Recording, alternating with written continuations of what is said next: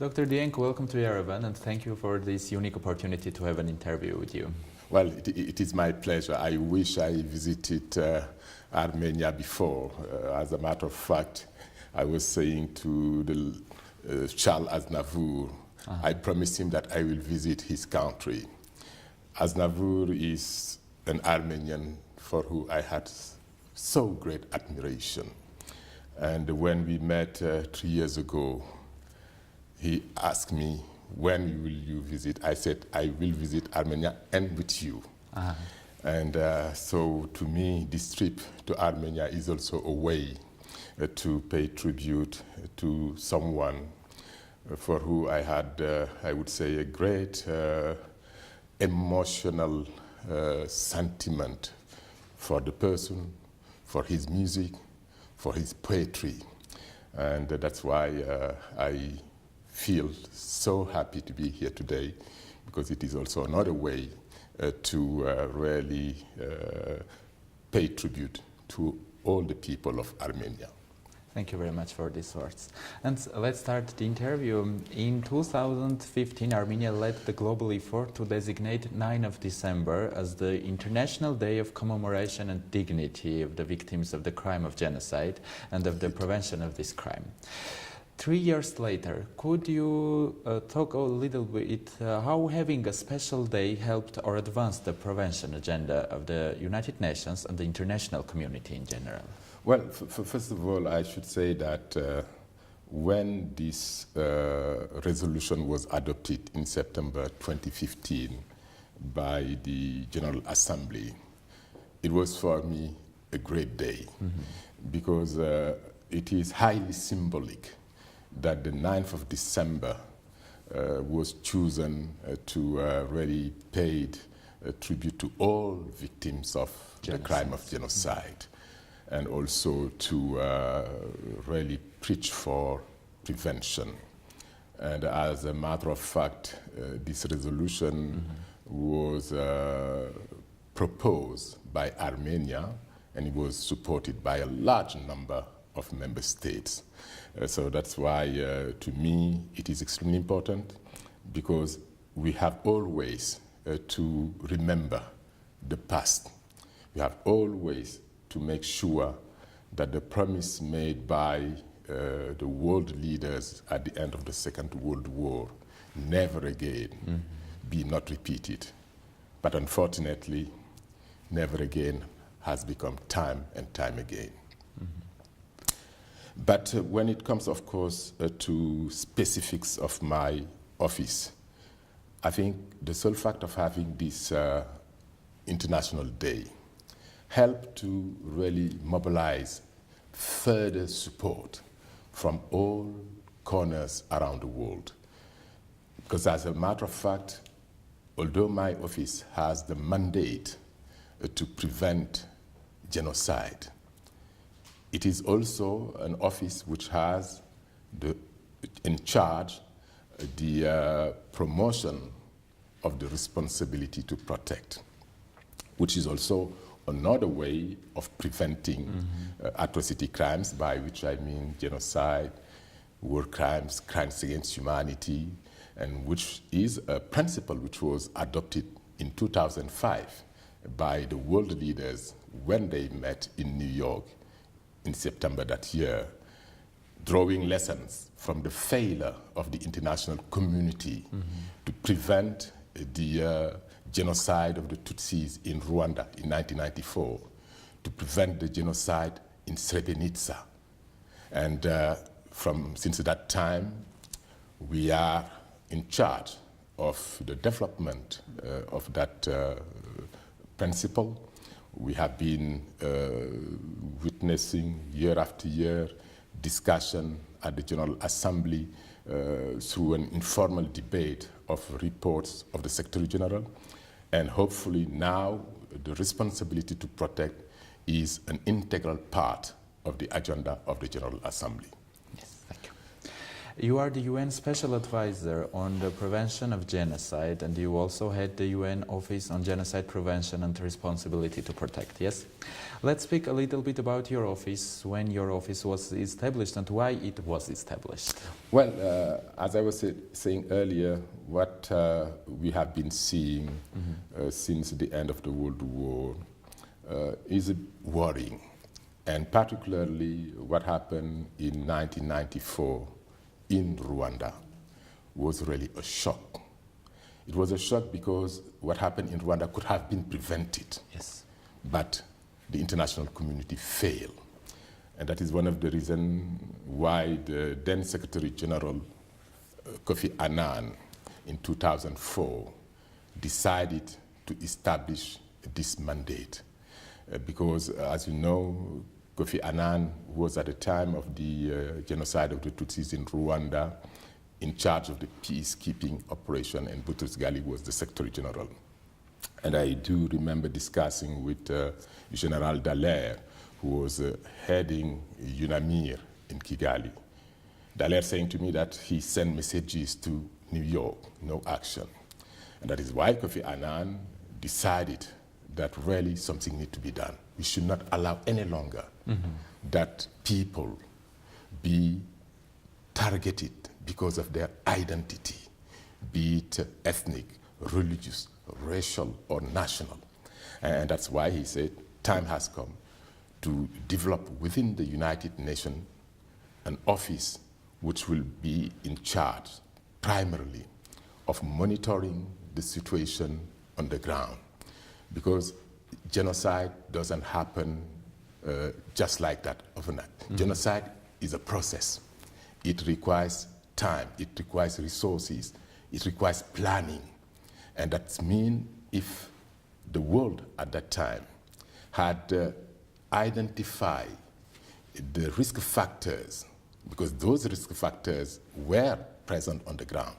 Because when you have a media which is spreading hatred, when you have a media and people starting to name a particular group through animals' name, something which we witnessed, for instance, during in Europe, when the Jews were being named after animals' name. That was the beginning of the dehumanization of the Jewish.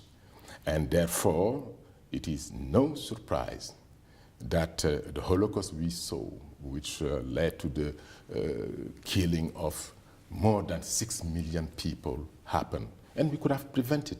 Even the Holocaust we could have prevented. And I was saying recently to a group of European Union high-level group on racism, xenophobia, and all forms of intolerance. Be vigilant, because today in Europe, we are also witnessing a rise of racism, xenophobia, a rise of anti-Semitism. And we are seeing today migrants and refugees being humiliated, being dehumanized. And we are seeing politicians, cynical politicians, I should highlight, who are using a language of hatred so to gain political power. And this is not acceptable. And it is therefore important. But simply to say that one of the reasons the office was established was, A, to collect information on massive and serious violations of human rights and international humanitarian law, but also to act as a mechanism of early warning.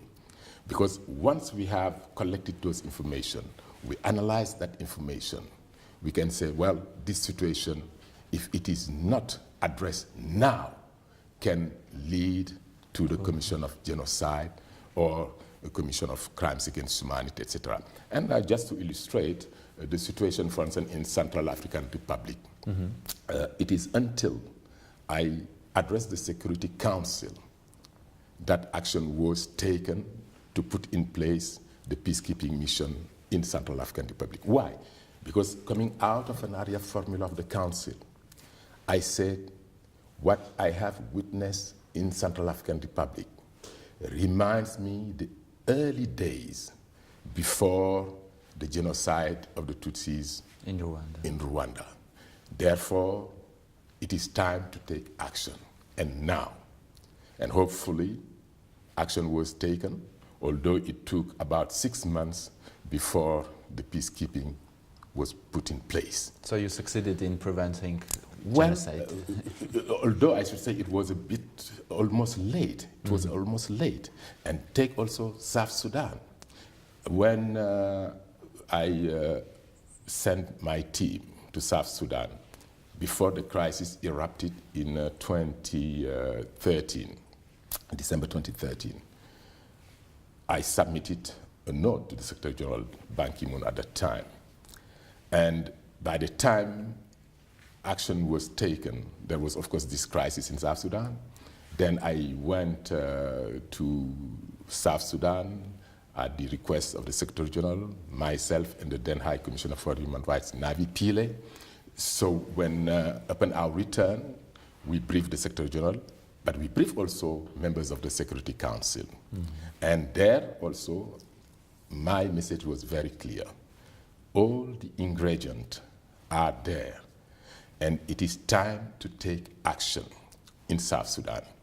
And I made specific recommendations, including sanctions to be imposed on South Sudan, arms embargo, for instance. And I remember the then permanent representative of United States, Samantha Power, who knows really what means genocide. I'm sure many of your listeners have read her book, you know, which was based on what happened in the Western Balkan. The problem is hell. And she said, the special advisor has spoken. Tomorrow, no one will say in this room that we didn't know. So I think that was a very strong message, which shows clearly that the problem today is the lack of political will, the lack of action. Because when the Security Council has the relevant information that this situation on the ground need to be addressed immediately so that we can prevent the occurrence of genocide, crimes against humanity. But the Security Council is failing to do that. And that is one of the reasons why at some stage France and Mexico, who was sitting at the time in the council as a non-permanent member, launched an initiative to prevent any P5. The P5 are those 5 permanent members in the Security Council, China, Russia, United States, UK, and France, to not use their veto to prevent an intervention aimed to save the lives of people who are facing the risk of genocide. And then the other important aspect also, which Kofi Annan had in mind when establishing this office, was to enable this office to liaise with the entire United Nations system. And that is one of the reasons we work closely with other branches within the organization, and particularly also with those who are at the country level. All the UN country teams, we collect information from them, but also from all other sources. So to me, that's why I think it is always important that we emphasize that my role as special advisor is not to decide whether genocide has occurred or not, because then that means I have failed. Yes. My mandate is forward-looking, is to make sure that genocide doesn't happen. And we can make it. We can make it because when we see the early sign, we should take action. Thank you.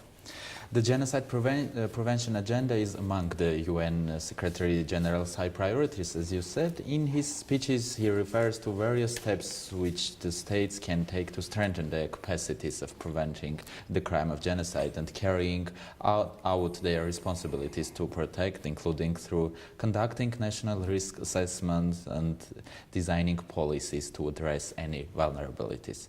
Could you please elaborate a little bit on this project? Well, I should say that if I take, for instance, the work of the Human Rights Council, and I think this is very important because when we speak about preventing the crime of genocide, we mean first and foremost making sure that gross human rights violations do not occur. And which mean that we have to some extent doing also work which the Human Rights Council is doing. And in other words, the Council work is not only about promoting and protecting human rights, but it is preventing also violations of human rights. And I am grateful to the government of Armenia, which is the government the first time in 1998 promoted the first resolution ever adopted by the Human Rights Commission, came later Human Rights Council, on prevention of genocide. And that's very important, and we saw it later. That is, in fact, also through the same, as I said earlier, channel that the International Day was adopted, first by the Council and then confirmed by the General Assembly. And we have seen also a government like Switzerland, backed by other states, initiating a resolution asking the Human Rights Council to entrust the Special Rapporteur on Transitional Justice and myself to produce a joint study showing the linkage between transitional justice and prevention of atrocities. Because at the end of the day, it is about dealing with the past. And dealing with the past is dealing with the present. It is also dealing with the future. Yes. And that's why it is key that we continue making every effort to address the serious crimes which are being committed. I mean, because in other words, unless we address the issue of accountability, make sure that the perpetrators of international crimes are brought to account, we unfortunately may continue failing humanity. Just to give an example, a couple of days ago, I invited my colleagues, the Special Advisor on Sexual Violence in Conflict, the Special Advisor on Children in Armed Conflict, to join all together so that we produce a statement not only condemning the totally unacceptable crimes committed in South Sudan a couple of days ago. I'm referring to more than 125 women who were victims of rape. And among those victims, you had even young girl of 10 years old and older people of more than 65 years old. So this is unacceptable. And for many years, this crisis in South Sudan is going on. And the African Union, as a regional organization, decided even to establish a hybrid court. But that hybrid court is yet to be put in place because there are reluctance from the South Sudan government. And that's why we do believe that the perpetrators of those crimes have to be brought to justice. And that is something which will definitely help to not only shed more light on the crimes committed, but also to provide redress for the victims. Thank you. As you know, Agenda to Prevent is among top foreign policy priorities in Armenia, in our country. How do you see the cooperation between Armenia and the United Nations? Well, I mean, in this area, I should simply say that the United Nations, as I said earlier, through my office, is extremely grateful for the efforts Armenia is developing to make sure that atrocity crimes are not committed. I mean, at the end of the day, we have to realize that genocide can happen everywhere. There is not a single region of the world which is immune of atrocity crimes. It can happen in Latin America, It can happen in Asia. We are witnessing today the plight of the Rohingya in Myanmar. And in Myanmar, this is a situation my office has been following for the last 7 years. For the last 7 years, we have been sounding the alarm. We have been saying action needs to be taken. But no action was taken until when in August 2017, we witnessed a mass exodus of Rohingya population leaving Myanmar, crossing the borders of Bangladesh. And this is a group which Secretary General Guterres called the most persecuted group today around the world. So we again failed?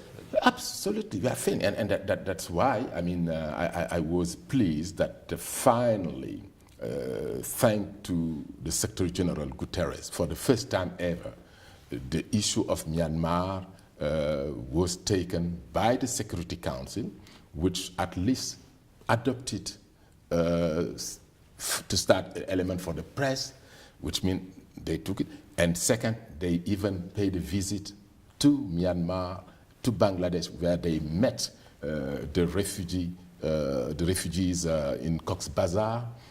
And I should say that there are some members of the Security Council, some ambassadors who travel.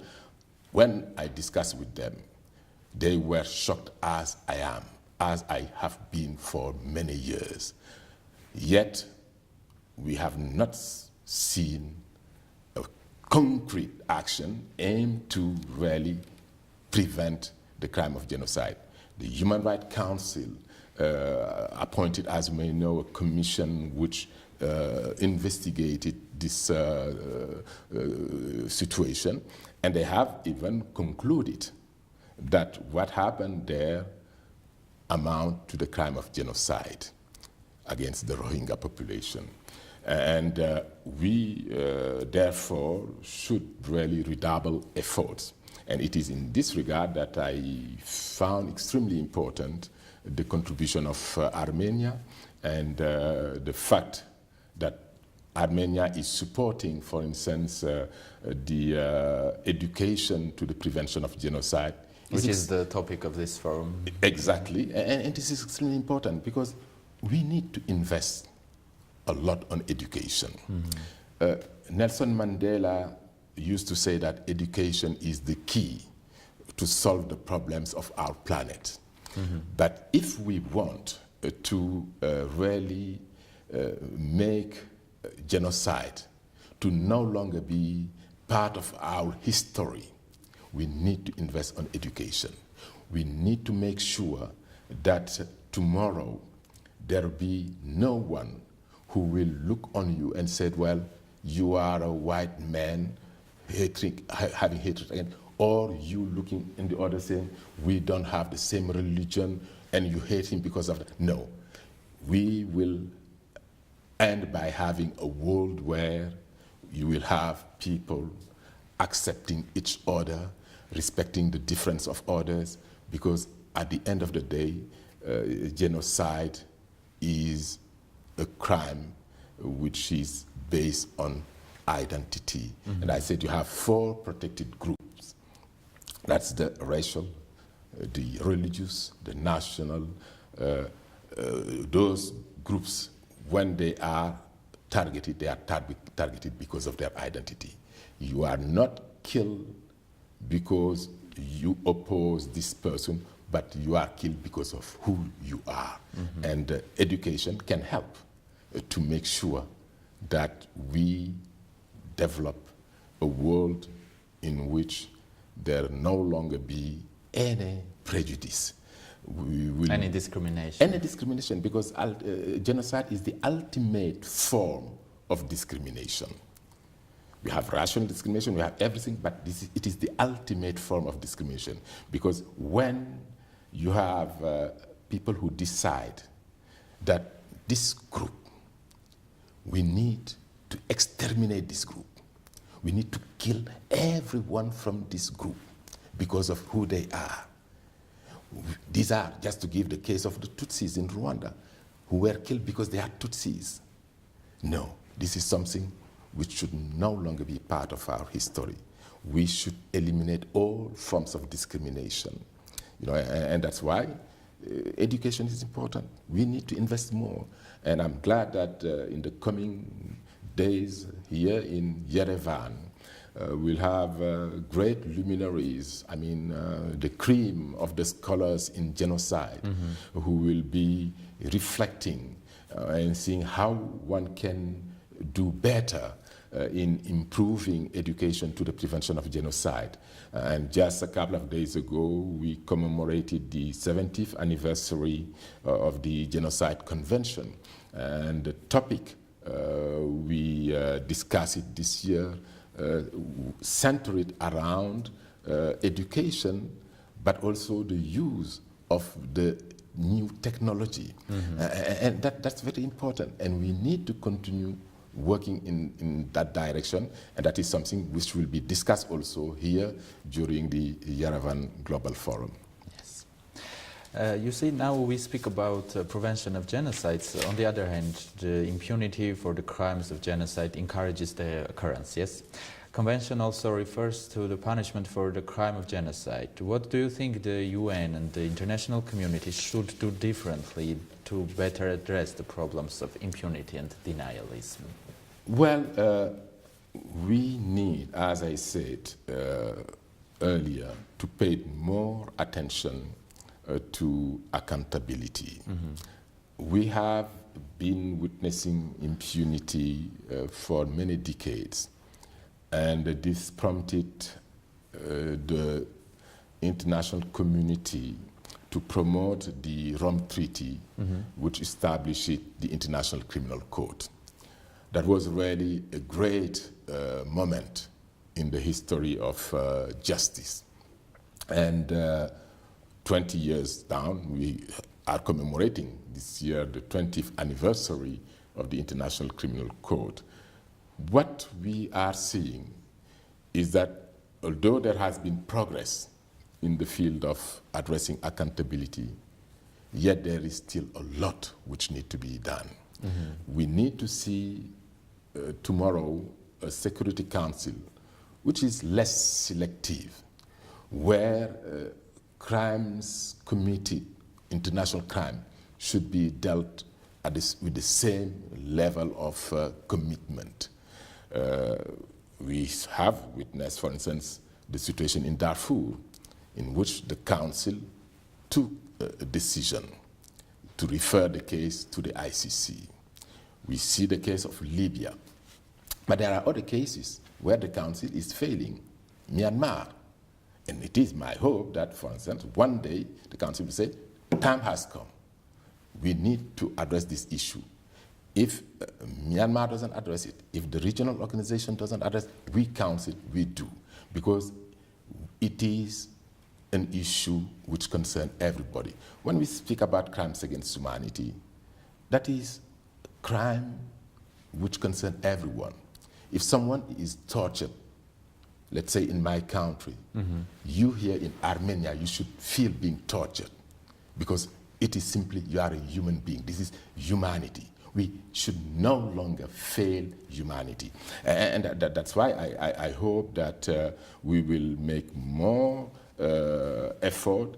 We will see a Security Council which is more united when it comes to taking action to prevent genocide, crimes against humanity. Unfortunately, the Council today is so divided that it failed to address a situation like the one we saw in Syria. One could have saved so many lives if the Council from the early days did take the right decision. We remember all Kofi Annan as envoy made a proposal to the Council. They failed to reach a decision. Lahadar Brahimi, who replaced it, in the same. But all this, why? Because you have petty politics, let's put these things clearly, which prevented action to be taken. And that's where I said we need now, of course, more action on the side of the Security Council. On the side of the General Assembly, we have seen action being taken. When the Council failed to address, as I said, Syria, the General Assembly took decision to put in place the IIIM, which is an international investigation mechanism aimed to collect already the evidence, to preserve those evidence, so that tomorrow, when opportunity occur, those elements will be used to prosecute the perpetrators of the serious crimes committed in Syria. And nothing will prevent also tomorrow the General Assembly to do the same about Myanmar. But ultimately, one should have saved the time of the General Assembly if the Council, which has the primary responsibility for the maintenance of peace and security, did take action. And I say primary because that is the primary, but the General Assembly has also a responsibility, and it is in the name of that responsibility that the General Assembly has decided to move in that direction and put in place that mechanism. And what they are proposing, for instance, is to develop a code of conduct which will make possible for the members of the Council to no longer use their veto power to prevent action aimed to save the lives of human beings. Yes. And my last question. Armenia has assumed, as you know, the chairmanship of the summit of the International Organization of La Francophonie, which is an important platform for promoting and protecting human rights, the rule of law, peace and cooperation.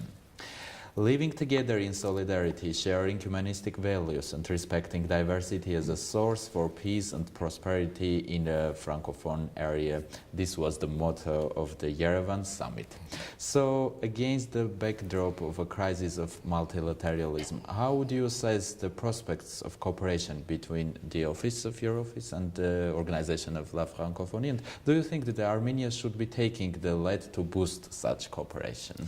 Well, I mean, I should say that all international organizations should really join together and make sure that we increase our efforts aimed to prevent atrocity crimes.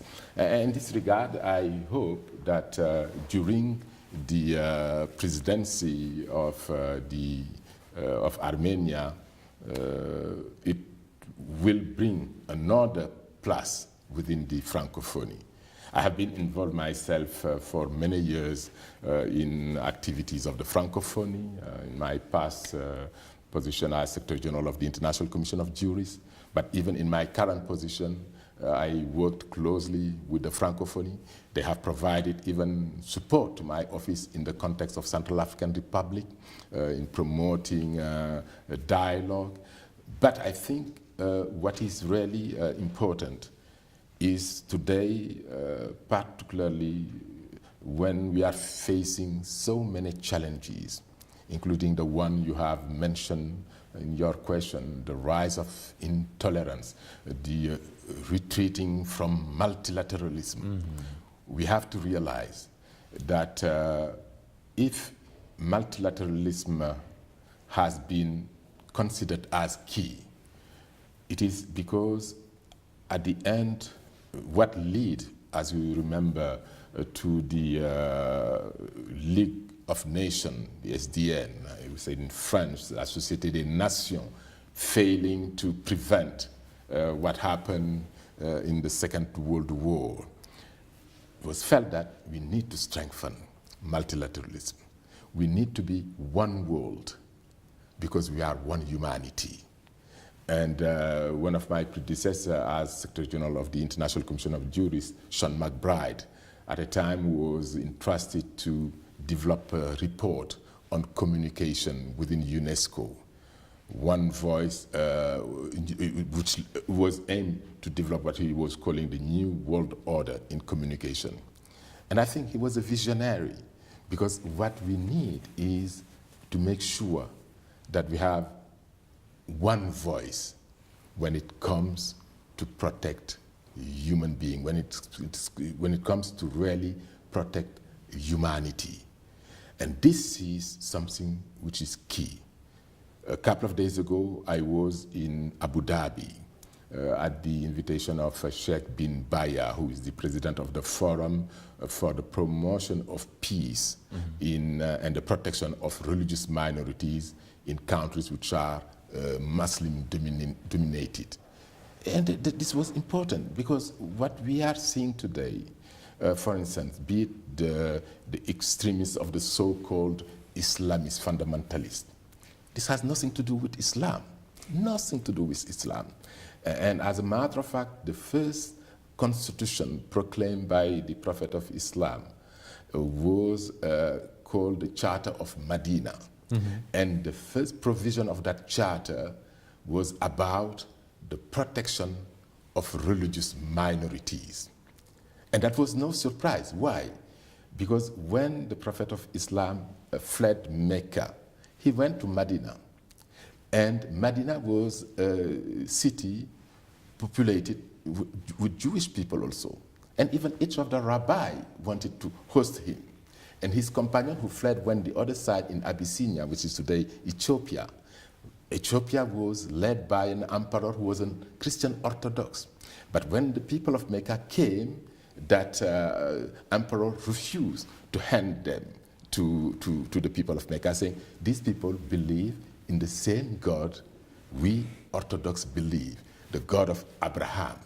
So which means at the end of the day, we need to be one humanity. Because if God wanted, there will be only one language, there will be only one color, there will be only one race, but God loves diversity.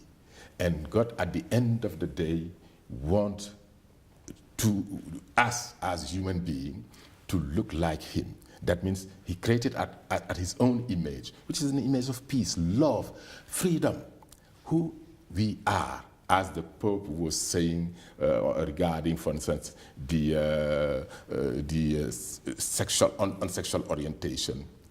I mean, people are, if you are a gay, if you are a lesbian, that is your right, that is your sexual orientation. Who I am to judge you? I am not here to judge you. You are free. So we need, therefore, to make every effort that we continue to really fight for a better management of diversity, including in every and each country. Governments have to manage diversity in the most constructive manner, which means that no one should be today ruling a country and excluding part of that country. Governance today should be inclusive. No one should be left behind, because at the end of the day, everyone should have the possibility to access to political power, to access to economy, health, education, and everything. And that is the only way if we want to be successful. And that is why the United Nations adopted, as you may know, the member state adopted the Sustainable Development Goal, the Agenda 2030, and we need to translate those words into action. We need to make sure that when we speak about prevention, it should not be only paying lip service. Unfortunately, and I repeat it, many governments around this world, they say they are committed to prevention, but very few governments invest on prevention. Unlike Armenia is really investing on prevention, Switzerland, and I can name many governments around the world, but many also are completely failing to invest on prevention. And we should know that prevention is better than cure. Prevention is much cheaper than investing on peacekeeping operation. If we do prevent, we will no longer have this type of situation which are under control. I mean, we need to be more committed. I mean, Secretary General Guterres last year reminded us that in the last 10 years, the world spent $233 billion on humanitarian assistance, on peacekeeping, on refugees. Imagine only, I would say, maybe even less than 1/10 of that amount. If it was invested on prevention, we would not have this terrible situation like the one we are seeing today in many countries. I mean, and not a single region is immune. I mean, see the conflict today. I mean, what is happening in countries, for instance, like even Ukraine. This has to come to an end. And to bring it to an end, we need to strengthen multilateralism. We need to make sure that multilateralism is working properly. But what we are seeing today, when you see in the United States the new trends, which is really retreating from multilateralism, when you see someone like Bolton, you know, speaking about the ICC, saying, well, we need to dismiss this, that's not proper. We need today more than ever to be more united around multilateralism. I do believe that due to your work, your theme, and the efforts of international community, we will never witness genocides in this century and in the future. I hope so, and I hope we will continue to benefit from the strong support of Armenia in the field of prevention. Thank you very much for your interview. Welcome.